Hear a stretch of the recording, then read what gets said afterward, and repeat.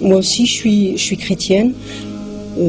Quand j'avais 12 ans, 13 ans, on nous apprenait à l'école du catéchisme tout ce qu'il y avait dans les histoires des prophètes, mais à cet âge-là on fait pas très attention, et bon, c'était pas bien instauré en moi, quoi.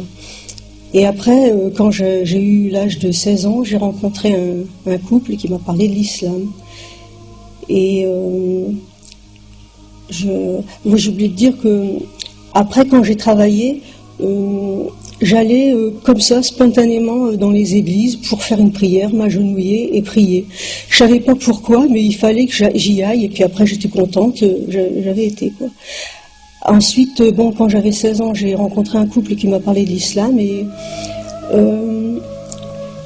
ce qui m'a plu, c'est que ils m'ont parlé de Dieu comme jamais j'avais entendu parler de Dieu.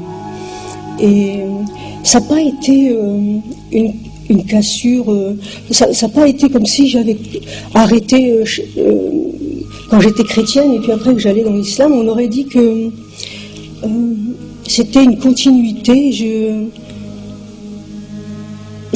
Je croyais en Dieu, et il m'avait bien expliqué comment c'était qu'il y avait un Dieu unique et qu'il y avait les prophètes, que Dieu nous avait envoyé les prophètes pour nous aider. Donc après, les années ont passé. Bon, j'ai fait c'est à cette époque-là que j'ai fait beaucoup de mes petites études. Je me souviens, je rentrais du travail, j'étais sur mon lit, j'installais tous les livres, et puis j'apprenais mes sourates à cette époque-là.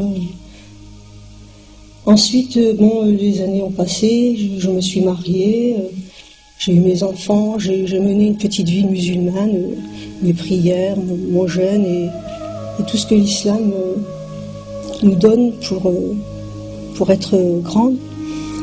Et puis, dans le contretemps, mon mari, il avait été voir l'imam Khomeini à Paris, et il avait connu les El Beit.